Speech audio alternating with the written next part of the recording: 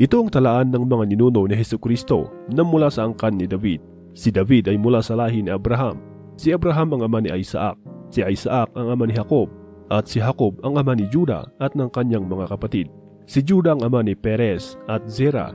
At si Tamar ang kanilang ina. Si Perez ang ama ni Hezron at si Hezron ang ama ni Aram. Si Aram ang ama ni Aminadab at si Aminadab naman ang ama ni Nashon. At si Nashon ang ama ni Salmon. Si Salmon ang ama ni Boaz at si Rahab ang kanyang ina. Si Boaz ang ama ni Obed at si Ruth ang kanyang ina. Si Obed ang ama ni Jesse at si Jesse ang ama ni Haring David. Si Haring David ang ama ni Solomon. Ang ina niya ay ang dating asawa ni Uriah.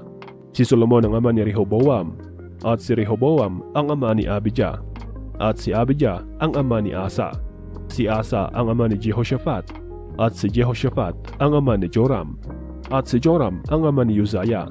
Si Uzziah ang ama ni Jotam. At si Jotam ang ama ni Ahaz. At si Ahaz ang ama ni Hezekiah. Si Hezekiah ang ama ni Manasseh. At si Manasseh ang ama ni Amos. Si Amos ang ama ni Hosea. At si Hosea ang ama ni Jeconiah at ng kanyang mga kapatid. Sa panahong ito, binihag ang mga Israelita at dinala sa Babylonia. Ito naman ang talaan ng mga ninuno ni Jesus matapos ang pagkabihag ng mga Israelita sa Babylonia. Si Jeconiah ang ama ni Shealtiel, at si Shealtiel ang ama ni Zerubbabel, at si Zerubbabel naman ang ama ni Ablud. Si Ablud ang ama ni Elakim, at si Elakim ang ama ni Azor, at si Azor ang ama ni Zadok. Si Zadok ang ama ni Akim, at si Akim ang ama ni Eliud, at si Eliud ang ama ni Eleazar, at si Eleazar naman ang ama ni Matan. Si Matan ang ama ni Jacob, at si Jacob ang ama ni Jose, na ang asaway si Maria. Si Maria ang ina ni Jesus na tinatawag na Kristo. Kaya may 14 na henerasyon mula kay Abraham hanggang kay David. May 14 na henerasyon naman mula kay David hanggang sa pagkabihag ng mga Israelita sa Babylonia. At may 14 na henerasyon din mula sa pagkabihag hanggang kay Kristo. Ganito ang pangyayari sa pagkapanganak kay Hesukristo. Si Maria na kanyang ina ay nakatakdang ikasal kay Jose. Pero bago pa sila ikasal, nalaman ni Maria na buntis siya sa pamamagitan ng banal na espiritu. Si Jose na magiging asawa niya ay isang matuwid na tao at ayaw nitong malagay sa kahihiyan si Maria. Kaya pinasya niyang hiwalayan na lang si Maria ng palihim. Habang pinag-iisipan ito ni Jose, nagpakita sa kanya sa panaginip ang isang anghel ng Panginoon at nagsabi, Jose, na mula sa angkan ni David, huwag kang matakot na pakasalan si Maria dahil ang pagbubuntis niya ay sa pamamagitan ng banal na espiritu. Manganganak siya ng isang lalaki at papangalanan mo siyang Jesus dahil ililigtas niya ang kanyang bayan sa kanilang mga kasalanan. Nangyari ang lahat ng ito upang matupad ang sinabi ng Panginoon sa pamamagitan ng propeta. Magbubuntis ang isang berhen at manganganak ng isang lalaki. Tatawagin siyang Emmanuel, na ang ibig sabihin, kasama natin ang Diyos. Nang magising si Jose, sinunod niya ang sinabi ng anghel at pinakasalan niya si Maria, pero hindi siya sumiping kay Maria hanggang sa maipanganak nito ang sanggol. Nang manganak na si Maria, pinangalanan ni Jose ang sanggol ng Jesus. Ipinanganak si Jesus sa bayan ng Bethlehem sa lalawigan ng Judea noong si Herodes ang hari.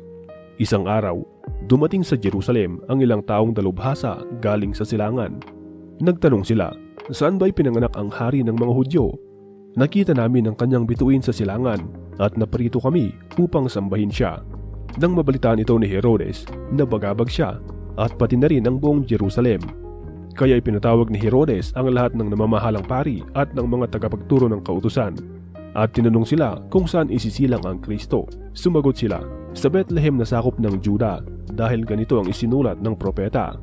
Ikaw, Bethlehem, sa lupain ng Juda, hindi ka sa huli sa mga pangunahing bayan ng Juda, dahil magmumula sa iyo ang isang pinuno na magsisilbing pastol ng mga mamamayan kong Israelita. Nang marinig ito ni Herodes, palihim niyang ipinatawag ang mga taong galing sa silangan at inalam kung kailan talaga nila unang nakita ang bituin. Pagkatapos, pinapunta niya sila sa Bethlehem. Ibinili niya sa kanila, lumakad na kayo at hanaping mabuti ang sanggol. At kapag nakita ninyo, balitaan niyo ako kaagad upang makapunta rin ako at makapagsamba sa kanya. Pagkatapos nilang marinig ang bilin ng hari, umalis na sila. Habang sila'y naglalakbay, muling lumitaw ang bituin na nakita nila sa silangan at lubos ang kanilang kagalakan. Nanguna sa kanila ang bituin hanggang sa makarating sila sa kinaroroonan ng sanggol. Pagpasok nila sa bahay, nakita nila ang sanggol at ang ina nitong si Maria. Lumuhod sila at sumamba sa sanggol. Inilabas din nila at inihandog sa sanggol ang mga dala nilang ginto, insenso at pabangong mira. Nang pauwi na sila, binalaan sila ng Diyos sa pamamagitan ng isang panaginip na huwag nang bumalik kay Herodes, kaya nag-iba na sila ng daan pauwi. Nang makalis na ang mga taong galing sa silangan, nagpakita kay Jose sa panaginip ang isang anghel ng Panginoon. Sinabi ng anghel sa kanya, "Bumangon ka't dalhin ang bata at ang kanyang ina sa Ehipto. Doon muna kayo hanggat hindi ko sinasabing bumalik kayo, dahil hinahanap ni Herodes ang sanggol para patayin." Kaya ng gabi ring iyon, umalis papuntang Ehipto si Jose, kasama ang bata at ang ina nitong si Maria, at nanatili sila roon hanggang sa mamatay si Herodes. Sa gayon, natupad ang sinabi ng Panginoon sa pamamagitan ng propeta, "Tinawag ko mula sa Ehipto ang aking anak." Galit na galit si Herodes nang malaman niyang nilinlang siya ng mga taong galing sa silangan. Kaya iniutos niyang patayin ang lahat ng mga batang lalaki sa Bethlehem at sa mga lugar sa paligid nito, mula 2 taong gulang pababa, sapagkat ayon sa nalaman niya sa mga taong galing sa silangan, 2 taon na ang nakalipas mula nang una nilang makita ang bituin. Sa ginawang kalupitan ni Herodes, natupad ang sinabi ni Propeta Jeremias. May narinig na iyakan at malakas na panaghoy sa Rama. Iniyakan ni Raquel ang pagkamatay ng kanyang mga anak at ayaw niyang magpaaliw dahil patay na ang mga ito. Nang mamatay na si Herodes, ang anghel ng Panginoon ay muling nagpakita sa panaginip ni Jose doon sa Ehipto. At sinabi nito sa kanya, "Bumangon ka't iuwi ang bata at ang kanyang ina sa bayan ng Israel, dahil patay na ang mga nagtatangka sa buhay ng bata."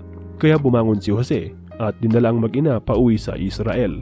Pero nang malaman ni Jose na si Archelaus ang naghari sa Judea, kapalit ng ama nitong si Herodes, natakot siyang pumunta roon. Binalaan siyang muli ng Diyos sa pamamagitan ng panaginip, kaya tumuloy siya sa lalawigan ng Galilea at nanirahan sila sa bayan ng Nazaret. Kaya natupad ang sinabi ng mga propeta na tatawagin ang Kristo na Nazareno. Dumating ang panahon na si Juan na tagapagbautismo ay pumunta at nangaral sa ilang ng Judea. Ito ang kanyang sinasabi, "Magsisi na kayo sa inyong mga kasalanan dahil malapit na ang paghahari ng Diyos." Si Juan ang tinutukoy ni Propeta Isaias nang sabihin niya, "Maririnig ang sigaw ng isang tao sa ilang na nagsasabi, ihanda ninyo ang daan para sa Panginoon, tuwirin ninyo ang mga landas na kanyang dadaanan." Ang damit ni Juan ay gawa sa balahibo ng kamelyo at ang sintron niya ay gawa sa balat ng hayop. Ang kinakain niya ay balang at pulot-pukyutan. Nagpuntahan sa kanyang maraming tao galing sa Jerusalem, sa mga bayan ng Judea at sa mga bayan na malapit sa ilog ng Jordan. Ipinagtapat nila ang kanilang mga kasalanan at binautismuhan sila ni Juan sa ilog ng Jordan. Pero nang makita ni Juan na maraming Pariseo at Saduceo ang pumupunta para magpabautismo, sinabi niya sa kanila, "Kayong lahi ng mga ahas, sino ang nagsabi sa inyo na makakaiwas kayo sa darating na parusa ng Diyos? Kung tunay na nagsisisi kayo sa inyong mga kasalanan, patunayan ninyo ito sa inyong mga gawa. Huwag ninyong isipin na hindi kayo mapaparusahan dahil mula kayo sa lahi ni Abraham.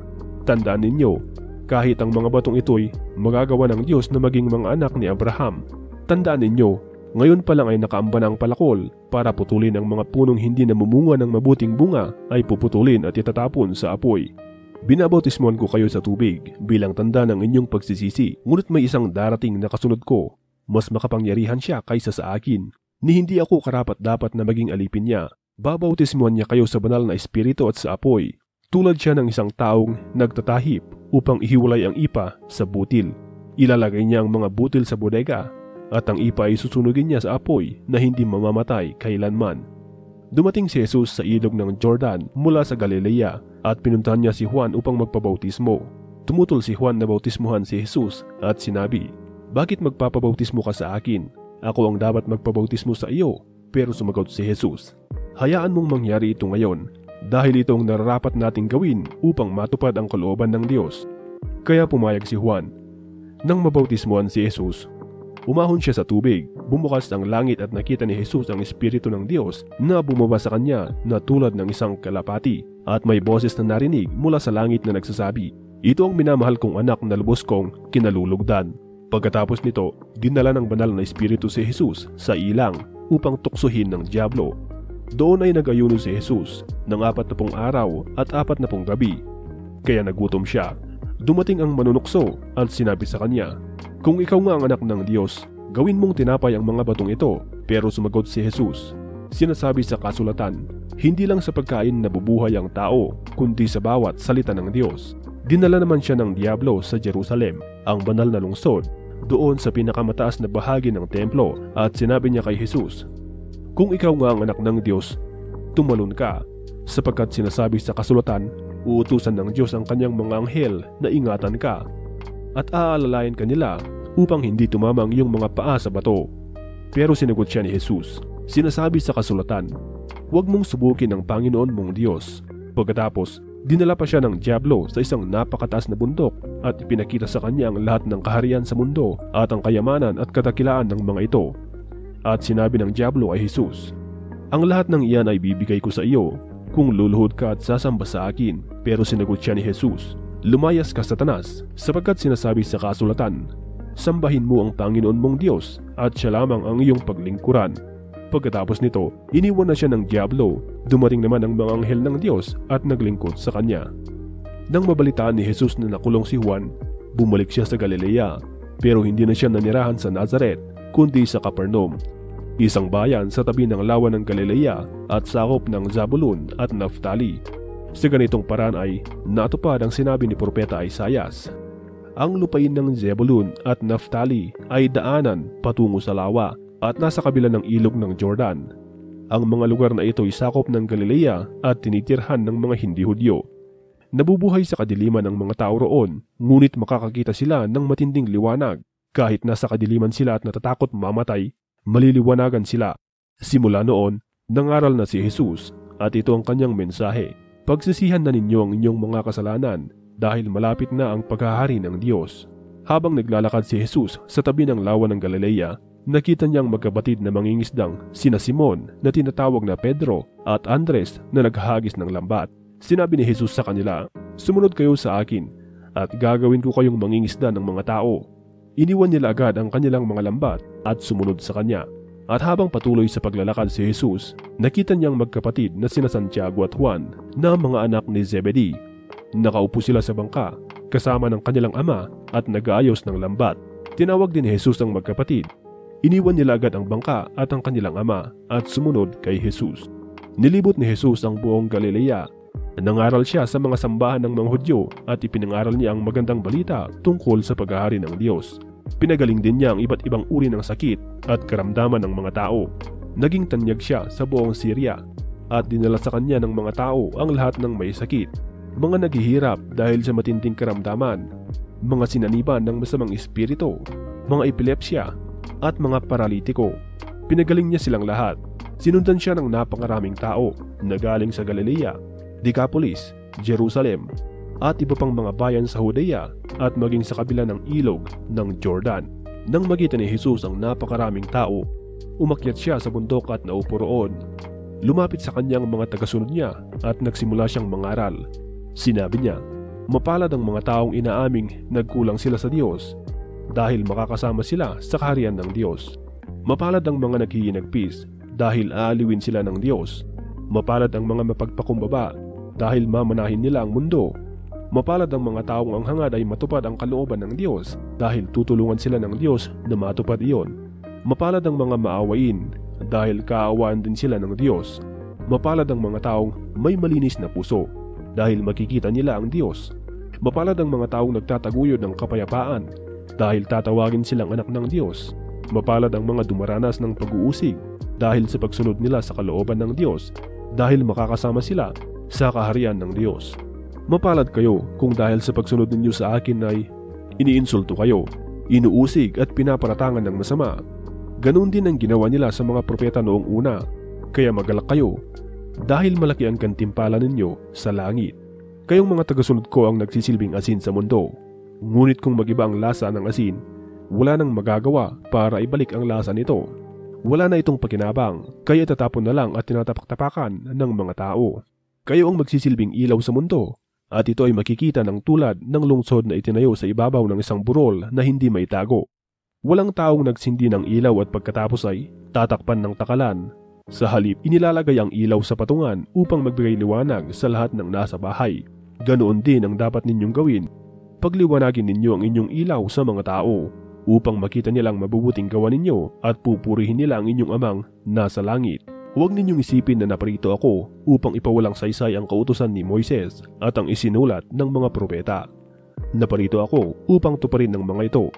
Sinasabi ko sa inyo ang totoo, hanggat may langit at may lupa, kahit ang kaliit-liitang bahagi ng kautusan ay hindi mawawalan ng kabuluhan hanggat hindi natutupad ang lahat. Kaya ang sino mang lumabag sa pinakamalit na bahagi ng kautusan at magtuturo sa iba na lumabag din ay ituturing na pinakamababa sa kaharian ng Diyos. Ngunit ang sino mang sumusunod sa kautusan at nagtuturo sa iba na sumunod din ay ituturing na dakila sa kaharian ng Diyos. Kaya tandaan ninyo, kung hindi ninyo mahihigitan ang pagsunod ng mga tagapagturo ng kautusan at ng mga Pariseo sa kalooban ng Diyos, hindi kayo makakapasok sa kaharian ng Diyos. Sinabi pa ni Jesus, narinig ninyo na sinabi noong una sa ating mga ninuno, huwag kayong papatay dahil ang sino mang pumatay ay paparusahan.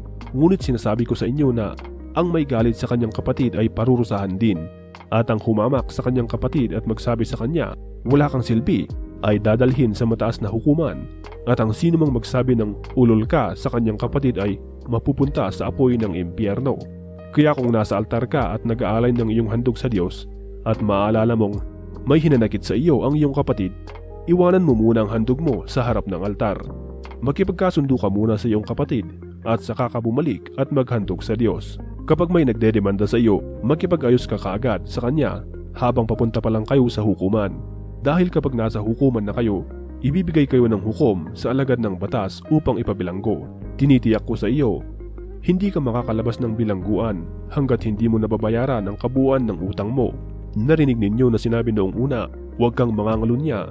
Ngunit sinasabi ko sa inyo na ang tumingin lang sa ibang babae nang may masamang pagnanasa ay nagkasala na ng pangangalunya sa kanyang isip. Kaya kung kanang mata mo ang dahilan ng iyong pagkakasala, dukitin mo ito at itapon. Mas mabuti pang mawalan ka ng isang parte ng iyong katawan kaysa sa buo ang katawan mo pero itatapon ka naman sa impyerno. At kung ang kanang kamay mo naman ang dahilan ng iyong pagkakasala, putulin mo ito at itapon. Mas mabuti pang mawalan ka ng isang parte ng katawan kaysa sa buo ang katawan mo pero itatapon ka naman sa impyerno. Sinabi rin noong una, kung nais ng isang lalaki na hiwalayan ng kanyang asawa, kinakailangang bigyan niya ito ng kasulatan ng paghihiwalay. Ngunit sinasabi ko sa inyo na kapag hiniwalayan ng lalaki ang kanyang asawa sa anumang dahilan, maliban sa sexual na imoralidad, siya na rin ang nagtulak sa kanyang asawa ng mga lunya. At ang sino mang mag-asawa ng babaeng hiniwalayan ay nagkasala rin ng pangangalunya. Narinig din ninyo na sinabi noong una sa ating mga ninuno, kapag ang tao ay nangako at nanumpa sa pangalan ng Panginoon, kailangang tuparin niya ito. Ngunit sinasabi ko sa inyo, na kung mangangako kayo, huwag kayong susumpa. Huwag ninyong sasabihin, saksi ko ang langit, dahil naroon ang trono ng Diyos, o saksi ko ang lupa, dahil ito ang tuntungan ng kanyang paa. At huwag din ninyong sasabihin, saksi ko ang Jerusalem, dahil ito ang lungsod ng dakilang hari. At huwag din ninyong sasabihin, kahit mamatay pa ako, dahil ni isang buhok mo ay hindi mo kayang paputiin o paitimin.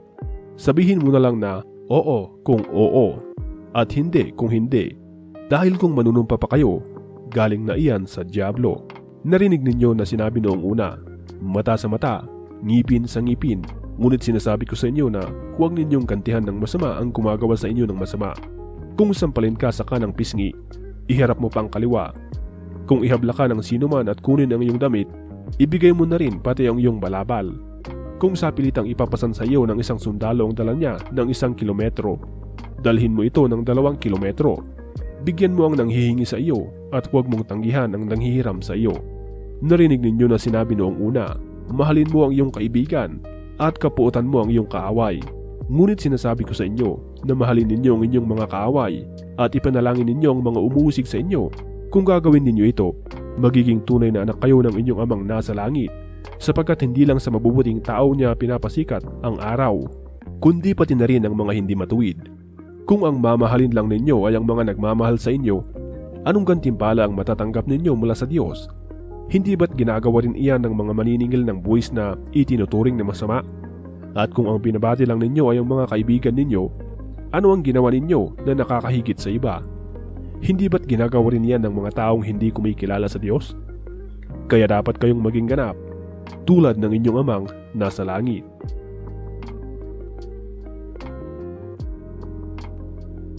Mag-ingat kayo at baka ang paggawa ninyo ng mabuti ay pakitang tao lamang, sapagkat kung ganyan ang ginagawa ninyo, wala kayong matatanggap na gantimpala mula sa inyong amang nasa langit. Kaya kapag nagbibigay kayo ng tulong, huwag na ninyo itong ipamalita gaya ng ginagawa ng mga pakitang tao roon sa mga sambahan at sa mga daan upang purihin sila ng mga tao. Ang totoo, tinanggap na nila ang kanilang gantimpala. Sa halip, kung magbibigay kayo ng tulong, huwag na ninyo itong ipaalam kahit sa pinakamatalik ninyong kaibigan upang maging lihim ang pagbibigay ninyo. At ang inyong amang nakakakita sa ginagawa ninyo ng lihim ang siyang magbibigay ng gantimpala sa inyo. Kapag nananalangin kayo, huwag kayong tutulad sa ginagawa ng mga pakitang tao. Mahilig silang manalangin ng nakatayo sa mga sambahan at sa mga kanto ng lansangan para makita ng mga tao. Ang totoo, tinanggap na rin nila ang kanilang gantimpala. Sa halip, kung mananalangin kayo, pumasok kayo sa inyong kwarto at isara ang pinto at saka kayo manalangin sa inyong ama na hindi nakikita. At ang inyong ama na nakakakita sa ginagawa ninyo ng lihim ang magbibigay ng gantimpala sa inyo. At kapag nananalangin kayo, huwag kayong gumamit ng maraming salita na wala namang kabuluhan, tulad ng ginagawa ng mga taong hindi kumikilala sa Diyos. Akala nila ay sasagutin sila ng Diyos kung mahaba ang kanilang panalangin. Huwag niyo silang gayahin dahil alam na ng inyong ama kung ano ang kailangan ninyo bago pa man ninyo ito hilingin sa Kanya. Kaya manalangin kayo katulad ng ganito: Ama naming nasa langit, sambahin nawa kayo ng mga tao. Naway magsimula na ang inyong paghahari at masunod ang inyong kalooban dito sa lupa tulad ng nasa langit. Bigyan niyo po kami ng aming pagkain sa araw-araw. Patawarin niyo kami sa aming mga kasalanan tulad ng pagpapatawad namin sa mga nagkasala sa amin. At huwag niyo kaming hayaang matukso, kundi iligtas niyo po kami kay Satanas, sapagkat kayo ang hari, ang makapangyarihan at dakilang Diyos magpakailanman. Kung pinapatawad ninyo ang mga taong nagkasala sa inyo, patatawarin din kayo ng inyong amang nasa langit. Ngunit kung hindi ninyo sila pinapatawad, hindi rin kayo patatawarin ng inyong ama. Sapagkat nag-aayuno kayo, huwag ninyong tularan ng mga pakitang tao, sapagkat sinasadya nilang hindi mag-ayos ng sarili para ipakita sa mga tao na nag-aayuno sila. Ang totoo, tinatanggap na nila ang kanilang gantimpala. Sa halip, kung mag-aayuno kayo, maghilamos at mag-ayos kayo ng sarili upang hindi malaman ng mga tao na nag-aayuno kayo, maliban sa inyong ama na hindi nakikita, at ang inyong ama na nakakakita sa ginagawa ninyo ng lihim ang magbibigay ng gantimpala sa inyo. Huwag kayong mag-ipon ng kayamanan para sa inyong sarili dito sa mundo, dahil dito ay may mga insekto at mga kalawang nasisira sa inyong kayamanan at may mga magnanakaw na kukuha rito. Sa halip, mag-ipon kayo ng kayamanan sa langit kung saan walang insekto at kalawang na naninira at walang nakakapasok na magnanakaw, sapagkat kung nasan ang inyong kayamanan, naroon din ang inyong puso. Ang mata ang nagsisilbing ilaw ng katawan. Kung malinaw ang inyong mata, maliliwanagan ang buong mong katawan. Ngunit kung malabo ang iyong mata, madidilaman ang buong mong katawan. Kaya kung ang nagsisilbing ilaw mo ay walang binibigay na liwanag, napakadilim ng kalagayan mo. Walang taong makapaglilingkod ng sabay sa dalawang amo, sapagkat kapuputan niya ang isa at iibigin ang ikalawa, o kaya'y magiging tapat siya sa isa at hahamakin ang ikalawa. Ganoon din naman, hindi kayo makapaglilingkod ng sabay sa Diyos at sa kayamanan. Kaya sinasabi ko sa inyo, huwag kayong magalala tungkol sa inyong buhay, kung ano ang inyong kakainin, iinumin o susuotin. Dahil kung binigyan kayo ng Diyos ng buhay, siguradong bibigyan din niya kayo ng pagkain at isusuot. Tignan ninyo ang mga ibon sa himpapawid. Hindi sila nagtatanim o nag-aani o nag-iipon ng pagkain sa bodega, ngunit pinapakain sila ng inyong amang nasa langit. Hindi ba't mas mahalaga kayo kaysa sa mga ibon? Sino sa inyo ang makakapagpahaba ng kanyang buhay ng kahit isang saglit sa pamamagitan ng pag-aalala? At bakit kayo nag-aalala tungkol sa pananamit? Tignan ninyo ang mga bulaklak na tumutubo sa parang, hindi sila nagtatrabaho o naghahabi. Ngunit sasabihin ko sa inyo, kahit si Solomon ay hindi nakapagsuot ng damit ng kasing ganda ng mga bulaklak na ito sa kabila ng kanyang karangyaan.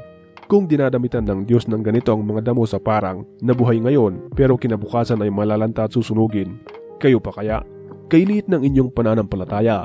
Kaya huwag kayong magalala kung ano ang inyong kakainin, iinumin o susuotin. Ang mga bagay na ito ang pinapahalagahan ng mga taong hindi kumikilala sa Diyos. Ngunit alam ng inyong amang nasa langit na kailangan ninyo ang mga bagay na ito, kaya unahin ninyo ang mapabilang sa kaharian ng Diyos at ang pagsunod sa kanyang kalooban. At ibibigay niya ang lahat ng pangangailangan ninyo, kaya huwag na kayong magalala tungkol sa kinabukasan, dahil ang bukas ay may sarili ng alalahanin. Sapat na ang mga alalahaning dumarating sa bawat araw. Huwag ninyong husgahan ang iba para hindi kayo husgahan ng Diyos, sapagkat kung paano ninyo hinusgahan ang inyong kapwa ay ganoon din kayong huhusgahan ng Diyos. Bakit mo pinupuna ang bunting puwing sa mata ng kapwa mo pero hindi mo naman pinapansin ang malatrosong puwing sa mata mo?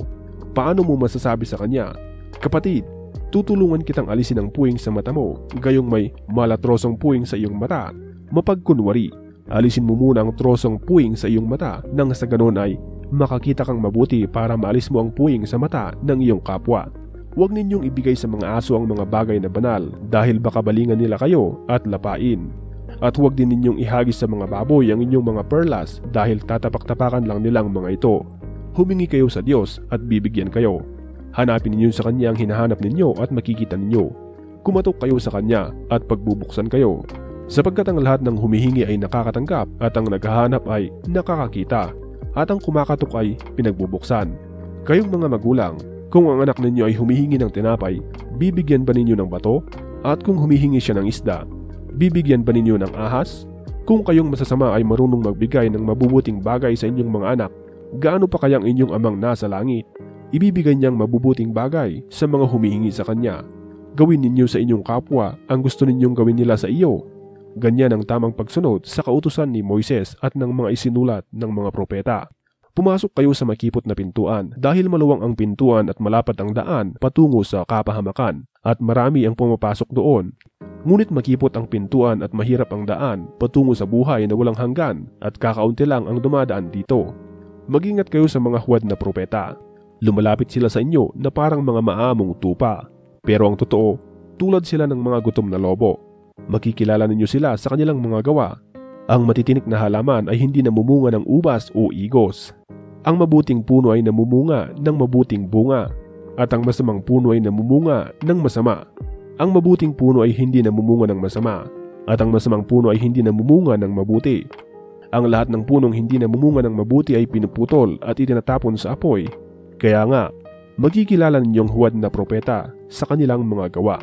Marami ang tumatawag sa akin ng Panginoon, pero hindi ito nangangahulugan na makakapasok sila sa kaharian ng langit. Ang mga tao lamang na sumusunod sa kalooban ng aking amang nasa langit ang mapapabilang sa kanyang kaharian. Marami ang magsasabi sa akin sa araw ng paghuhukom, "Panginoon, hindi ba't sa ngalan niyo ay nagpahayag kami ng inyong salita, nagpalayas ng masasamang espiritu at gumawa ng maraming himala?" Ngunit sasabihin ko sa kanila, "Hindi ko kayo kilala. Lumayo kayo sa akin, kayong mga gumagawa ng masama." Kaya ang sinumang nakikinig at sumusunod sa aking mga sinasabi ay katulad ng isang matalinong lalaki na nagtayo ng kanyang bahay sa pundasyong bato. Nang umulan ng malakas at bumaha at humampas ang malakas na hangin sa bahay, hindi ito nagiba dahil nakatayo ito sa matibay na pundasyon. Ngunit ang sinumang nakikinig sa aking mga salita pero hindi naman ito sinusunod ay parang taong hangal na nagtayo ng kanyang bahay sa buhangin. Nang umulan ng malakas at bumaha at humampas ang malakas na hangin sa bahay, nagiba ito at lubusang nawasak.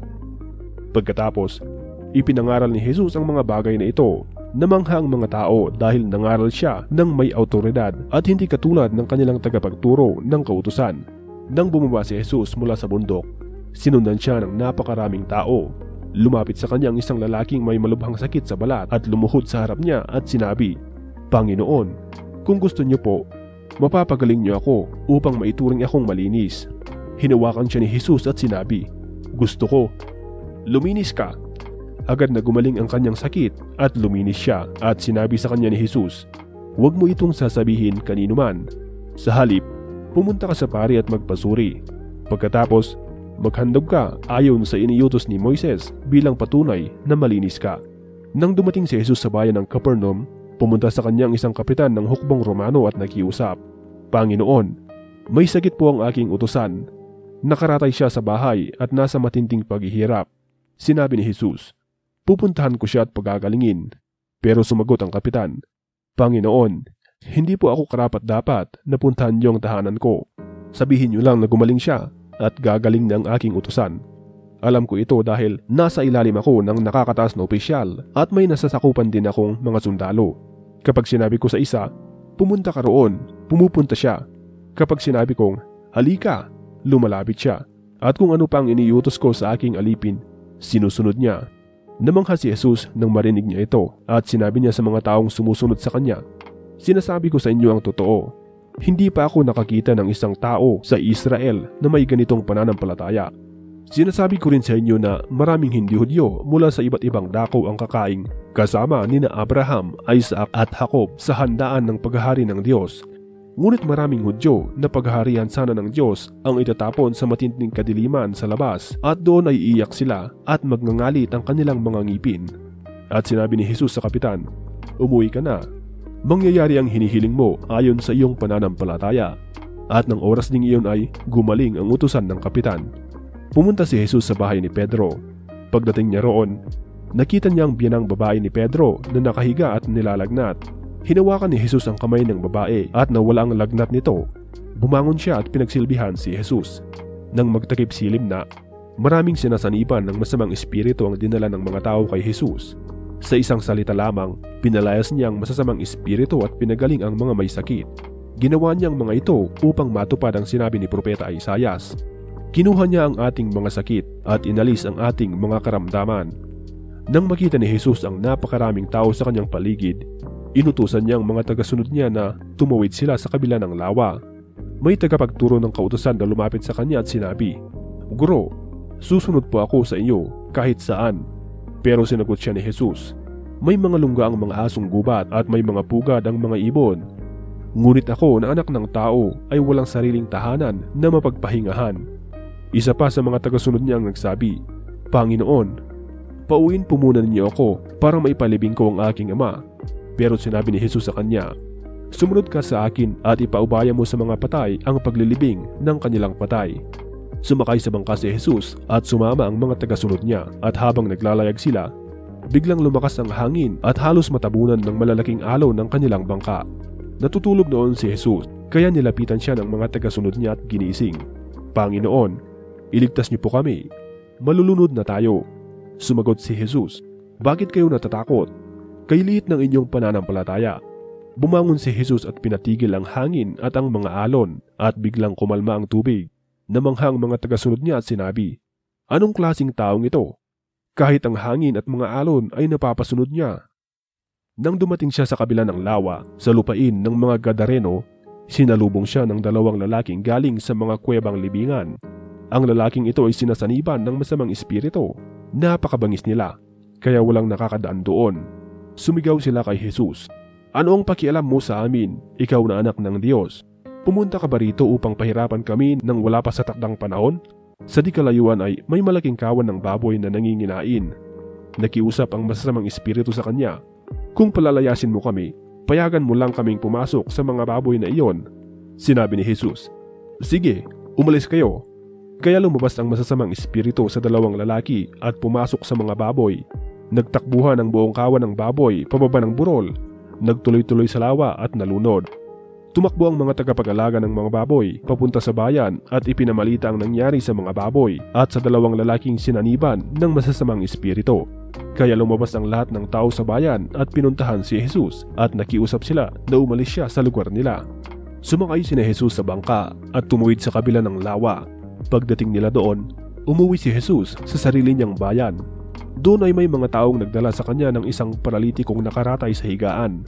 Nang makita ni Jesus ang kanilang pananampalataya, sinabi niya sa paralitiko, "Anak, lakasan mo ang loob mo. Pinatawad na ang iyong mga kasalanan." Nang marinig ito ng ilang tagapagturo ng kautusan na naroon, sinabi nila sa kanilang sarili, "Nilalapastangan ng taong ito ang Diyos." Pero alam ni Jesus ang iniisip nila, kaya sinabi niya, "Bakit kayo nag-isip ng masama? Alin ba ang mas madaling sabihin? Pinatawad na ang mga kasalanan mo o tumayo ka at maglakad?"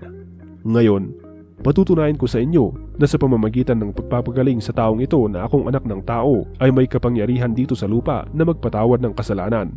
At sinabi niya sa paralitiko, "Tumayo ka, buhatin mo ang iyong higaan at umuwi ka." Tumayo nga ang paralitiko at umuwi.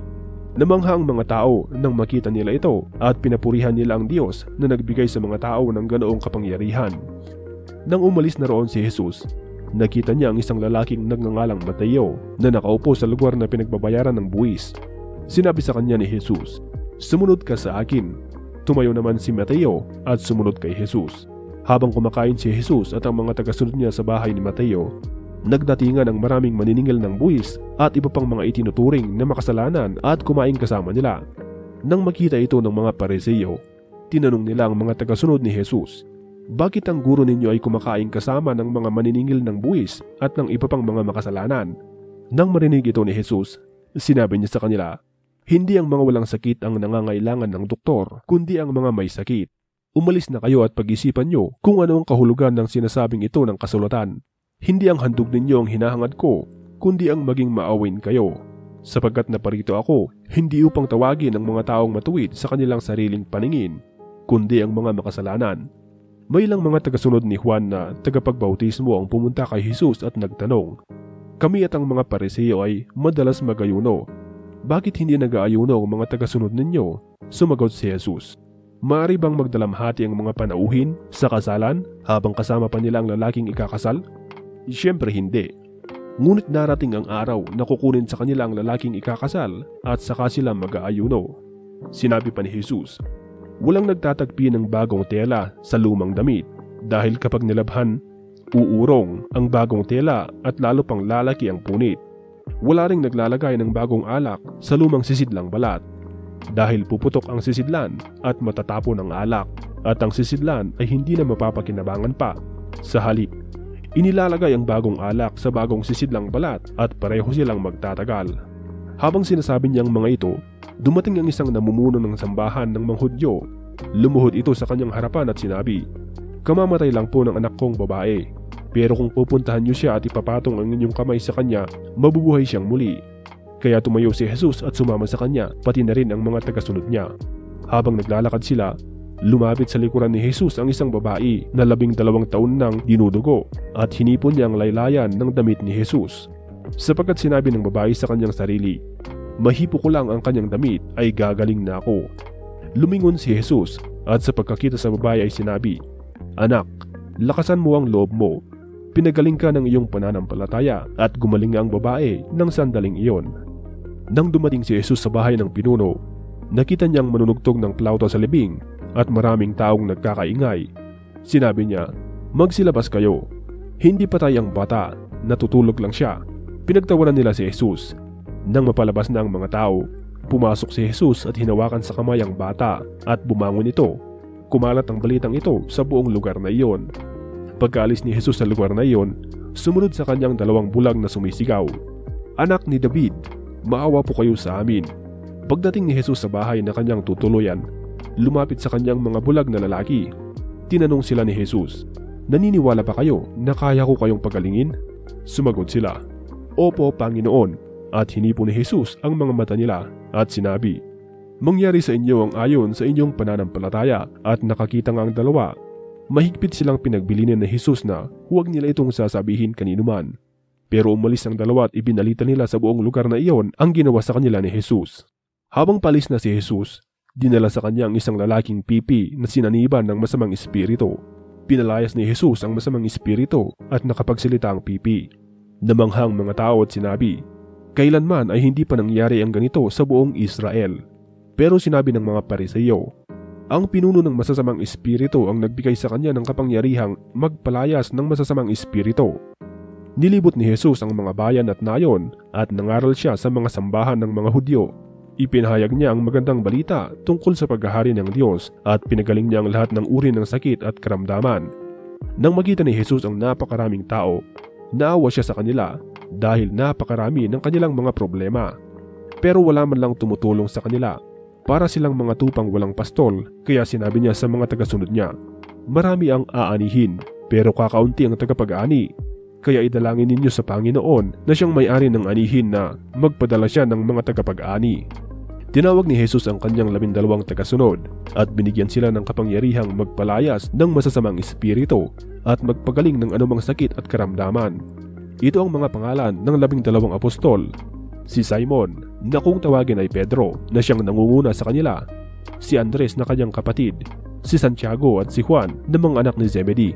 Si Felipe, si Bartolome, si Tomas, si Mateo na maniningil ng buwis. Si Santiago na anak ni Alfeos, si Tadios, si Simon na makabayan, at si Judas Iscariote na siyang nagtraitor kay Jesus ng bandang huli. Sinugo ni Jesus ang 12 tagasunod niya at pinagbilinan, huwag kayong pumunta sa mga lugar ng mga hindi Hudyo o sa alinmang bayan ng mga Samaritano. Sa halip, puntahan ninyong mga Israelita na parang mga nawawalang tupa. Ipahayag ninyo sa kanila na malapit na ang paghahari ng Diyos.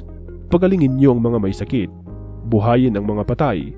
Pagalingin ang mga may malubhang sakit sa balat para maituring silang malinis at palayasin ang masasamang espiritu. Tinanggap ninyo ang kapangyarihang ito nang walang bayad, kaya't ipamahagi rin ninyo nang walang bayad. Huwag kayong magbaon ng pera o kaya ay magdala ng bag, damit na pambihis, sandalyas o tungkod. Sapagkat ang manggagawa ay dapat lang na suportahan sa mga pangangailangan niya. Sa alinmang bayan o nayon na inyong pupuntahan, humanap kayo ng taong malugod kayong tatanggapin sa kanyang bayan at makituloy kayo roon hanggang sa pag-alis ninyo. Sa pagpasok ninyo sa tahanang iyon, pagpalain ninyo ang lahat ng nakatira doon. Kung talagang tinatanggap nila kayo, pagpalain ninyo sila. Ngunit kung hindi, huwag nyo silang pagpalain. Kung ayaw kayong tanggapin o pakinggan sa inyong tahanan o bayan, umalis kayo roon at ipagpag ninyo ang alikabok sa inyong mga paa bilang babala laban sa kanila. Sinasabi ko sa inyo ang totoo. Sa araw ng paghuhukom, mas mabigat na parusa ang tatanggapin nila kaysa sa mga taga-Sodom at Gomora. Tandaan ninyo, tulad kayo ng mga tupang sinugo ko sa mga lobo. Kaya maging matalino kayo gaya ng mga ahas at kasing amo ng mga kalapati. Mag-ingat kayo sa mga tao dahil dadakpin nila kayo at dadalhin sa hukuman at hahagupitin nila kayo sa kanilang mga sambahan. Iimbestigan kayo sa harap ng mga gobernador at mga hari dahil sa pagsunod ninyo sa akin. Magiging pagkakataon ninyo iyon para magpatotoo sa kanila at sa mga hindi Hudyo ng tungkol sa akin. At kapag dinala kayo sa hukuman, huwag kayong magalala kung ano man ang sasabihin ninyo o kung paano kayo sasagot dahil ibibigay ng Diyos sa inyo sa sandaling iyon ang sasabihin ninyo. Sapagkat hindi kayong magsasalita, kundi ang Espiritu ng inyong Ama. Siya ang magsasalita sa pamamagitan ninyo. Sa panahong iyon, may mga taong ipagkakanulo ang kanilang mga kapatid para patayin. Ganoon din ang mga ama sa kanilang mga anak at ang mga anak sa kanilang mga magulang. Kapopotan kayo ng lahat dahil sa pagsunod ninyo sa akin. Ngunit ang mananatiling tapat hanggang wakas ay maililigtas. Kapag inuusig kayo sa isang bayan, pumunta kayo sa ibang bayan. Dahil ang totoo, hindi pa man ninyo nililibot ang lahat ng bayan ng Israel. Ako na anak ng tao ay babalik na. Walang mag-aaral na mas higit sa kanyang guro at walang aliping mas higit kaysa sa kanyang amo. Sapat na sa isang mag-aaral na maging katulad ng kanyang guro at sa alipin na maging katulad ng kanyang amo. Kung akong pinuno ninyo ay tinatawag nilang Satanas, gaano pa kaya kasama ang itatawag nila sa inyong mga tagasunod ko? Kaya huwag kayong matakot sa mga tao, sapagkat walang natatagong hindi malalantad at walang lihim na hindi mabubunyag. Ang mga bagay na sa inyo ko lang sinasabi ay sasabihin ninyo sa lahat at ang mga ibinubulong ko sa inyo ay ipamalitan ninyo sa mga tao. Huwag kayong matakot sa mga gustong pumatay sa inyo. Ang katawan lang ninyo ang kaya nilang patayin pero hindi ang inyong kaluluwa.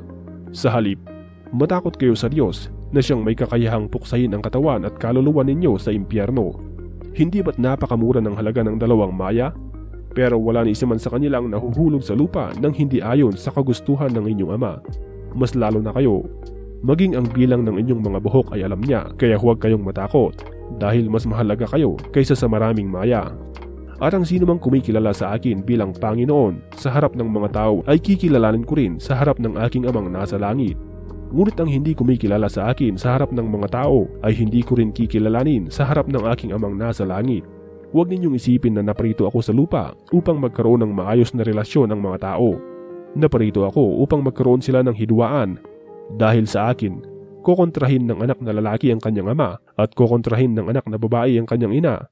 Ganon din ang gagawin ng manugang na babae sa kanyang binang babae.